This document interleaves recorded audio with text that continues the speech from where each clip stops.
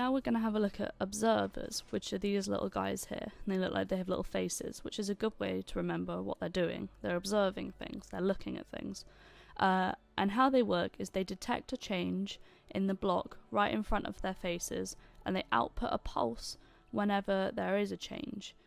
So if you look at this here, so I've got one here facing exactly the same way as this guy, and in front of him I have a redstone lamp. So when I turn the redstone lamp on, you can see that this lamp over here lights up.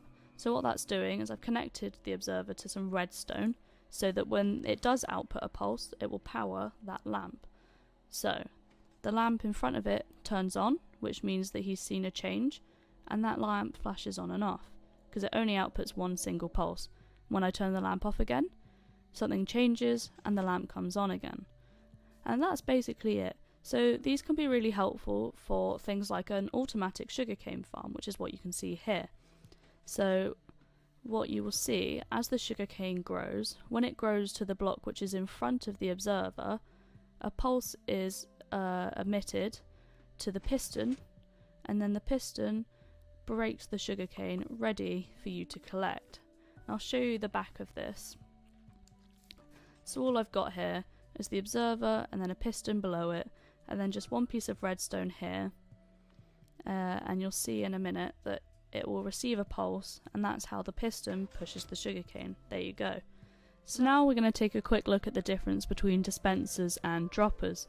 So I've connected them both up to one button and redstone repeaters to make sure that they get full power that they need. And inside both of them at the minute I have some sugarcane, just like that. So when I press the button, you'll see what happens to both of them. They both just chuck out the pieces of sugarcane as if they were just dropping them, as you can do, and then just pick up the item that's dropped. Now, if I replace the sugarcane with something like an egg, you'll see that something different happens. So if I just reset the redstone here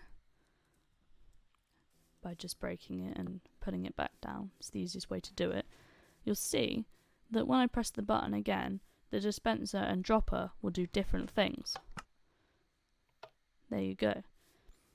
So when you put a throwable item in a dispenser, like an egg or a potion or a fire charge or anything that you can throw in Minecraft and it'll create something or something will happen, when you press the button, the dispenser will fire it out in the same way that I can throw an egg, just like that. You see, I can throw eggs, but I can't throw a piece of redstone lamp. I can only drop it.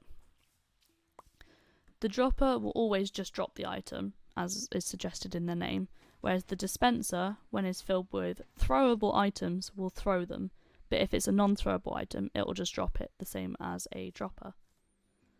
So now that we've pretty much gone through the basics, I'm just going to show you a couple of more pliable projects that you can try yourself. So if you remember the sugarcane farm that we looked at a minute ago, we're just going to build on that to make it even more efficient. So this is a hopper in an item frame, as you can see.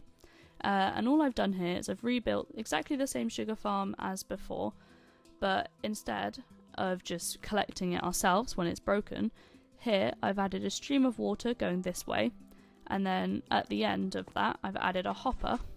And as you can see, when the sugarcane breaks, when it's finished growing, it will go through the water and it will drop down into the hopper, and when we look in the hopper we can see that it's collecting all of the sugarcane so that we don't have to.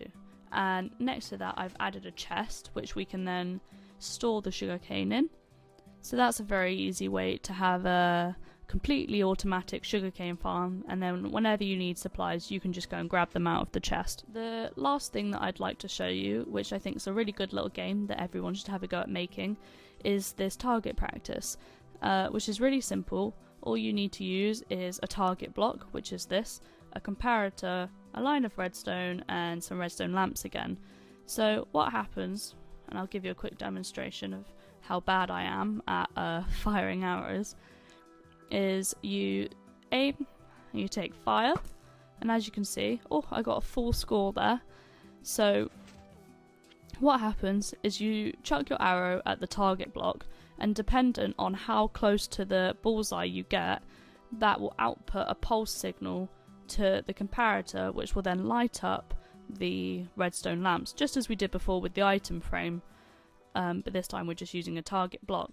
So if I fire it really badly, so right up in this corner, if I can get to it, I only get a score of about 4. So obviously the more lamps you light up, the bigger the pulse output, which means that you're closer to the centre. So that's a really fun little game to try. So that's pretty much it for this Minecraft video about redstone. I hope you enjoyed it. Give the builds a try for yourself and see how you get on. And thank you for watching.